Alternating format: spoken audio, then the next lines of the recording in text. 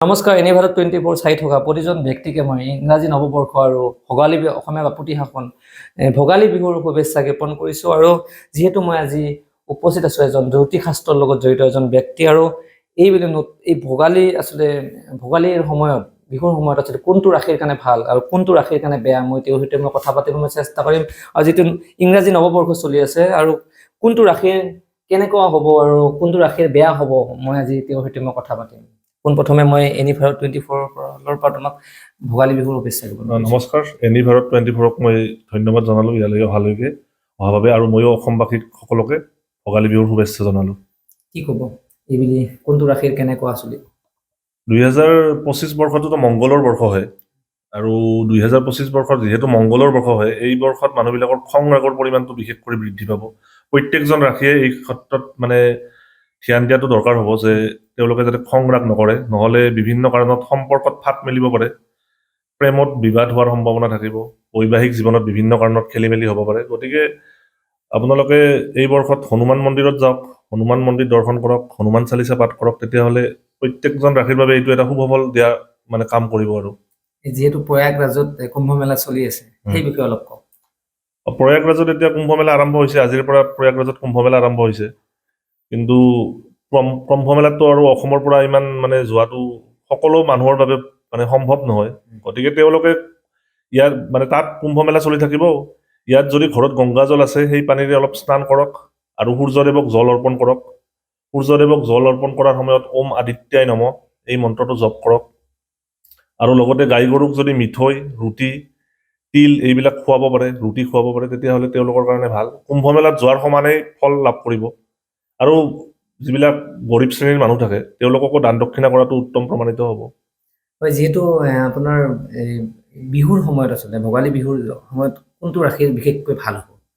ভোগালী বিহুৰ মাৰ্চ মাহৰ পৰা একচুৱেলি শনিৰ ৰাশি পৰিৱৰ্তন হ'ব।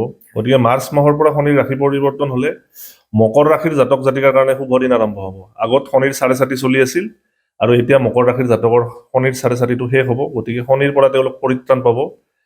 কিন্তু মেঘ ৰাশিৰ জাতক জাতিকা অলপ সাৱধান হোৱা উচিত বৰ্তমান সময়ত, তেওঁলোকৰ তাতে শনিৰ 4.5টো নতুনকৈ আৰম্ভ হ'ব। আৰু দ্বিতীয়তে বৃশ্চিক ৰাশি আৰু কৰ্কট ৰাশিৰ জাতক জাতিকাৰ ওপৰত শনিৰ ঢেইয়া চলি আছিল, সেইটো 30 মাৰ্চৰ পৰা শেষ হ'ব। আৰু তাৰপিছত এইটো সিংহ ৰাশি আৰু ধনু ৰাশিৰ জাতক জাতিকাৰ তাতে এই ঢেইয়াটো পৰিব। গতিকে তেওঁলোক অলপ শনিৰ পৰা সাৱধান থকা উচিত। 2025 চনত বিশেষকৈ মানিবলগীয়া কিমান নিয়ম আছে নেকি? 2025 চনত প্ৰথমতে মই আপোনালোকক জনালোঁ যে হনুমান চালিচা পাঠ কৰক, হনুমান মন্দিৰ দৰ্শন কৰক। এতিয়া তাৰপিছত আপোনালোকে বজৰং বাণ পাঠ কৰিব পাৰে, ৰামচৰিত মানস পাঠ কৰিব পাৰে, তেতিয়াহ'লে খং ৰাগৰ পৰিমাণটো কমি যাব। গতিকে খং ৰাগৰ পৰিমাণ কমিলে তেতিয়াহ'লে আপোনালোকৰ বৈবাহিক জীৱন হওক, প্ৰেমৰ জীৱন হওক, পাৰিবাৰিক জীৱন হওক, তাতে উচ্ছৃংখল ভাৱটো নাথাকিব। তেতিয়া আপোনালোকে শান্তিত বিৰাজমান কৰিব পাৰিব। যিকোনো ৰাশিৰ লোকে এইবিলাক নিয়ম মানি চলিব পাৰে। হয়, যিটো ভাল বেয়া দুটাই দিশ থাকে, সকলোতকৈ বেয়া ৰাশি কোনটো এইবুলি হ'ব বুলি ভাবে? নতুনকৈ বেয়া প্ৰভাৱ পৰিব মাৰ্চৰ ধৰক এপ্ৰিলৰ পৰা মেঘ ৰাশিৰ ওপৰত। ইমান দিনে মেঘ ৰাশিৰ জাতক জাতিকাৰ জীৱনটো সুচাৰুৰূপে চলি আছিল যদিও বৰ্তমান সময়ত যিবিলাক লোকে শনিৰ নিয়ম নীতি নামানিব তেওঁলোকৰ বিভিন্ন বিপদত পৰিব পাৰে। তেওঁলোকৰ কিবা উপায়? তেওঁলোকৰ তলতীয়া কৰ্মচাৰীক, ঘৰত কাম কৰিব অহা কৰ্মচাৰীক, বা মানে যিবিলাক সৰু শ্ৰেণীৰ মানুহ আছে তেওঁলোকক সন্মান কৰক। মাহেকত পইচা দিব লগা আছে, 1 তাৰিখ 2 তাৰিখে দি ক্লিয়াৰ কৰক, পইচাবিলাক পেণ্ডিং নাৰাখিব। তেতিয়াহ'লে শনিয়ে ভাল প্ৰভাৱ দিব। আৰু মাক দেউতাক পিতৃ মাতৃক সন্মান কৰিব লাগিব। আৰু শনিয়ে ডিচিপ্লিন ভাল পায়, গতিকে ডিচিপ্লিন মেইনটেইন কৰক, য়োগা কৰক, শাৰীৰিক ব্যায়াম কৰক, তেতিয়াহ'লে এই বৰ্ষত ভাল ফল পাব। সকলোতকৈ ভাল ৰাশি কোনটো? এইবেলি ভাল ৰাশি বুলি ক'ব গ'লে কৰ্কট ৰাশি আৰু বৃশ্চিক ৰাশিৰ লোকে ভাল ফল লাভ কৰিব।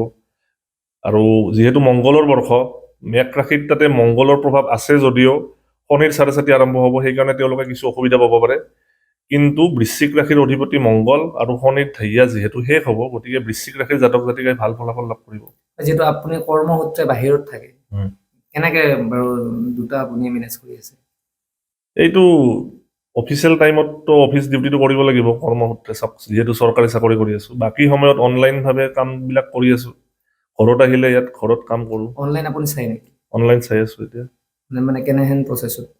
অনলাইন মোৰ মানে ফেচবুক পেজত নাম্বাৰ দিয়া আছে বা ইউটিউবৰ পেজত নাম্বাৰ দিয়া আছে, তাৰ পৰা কিছুমানে কণ্টেক্ট কৰে, তেনেকৈ চাই দিওঁ। তেওঁলোকৰ যি সমস্যা থাকে সেইবিলাক মানে যিমান দূৰ সম্ভৱ আৰু মানে চেষ্টা কৰোঁ আৰু। হয়, যিহেতু অসমীয়া বাপুতি সাহোন ভোগালী বিহু, এই ভোগালী বিহুত বিশেষকে মানি চলিবলগীয়া নিয়ম বা কিবা বেলেগ টিপছ আছে নেকি আপোনাৰ?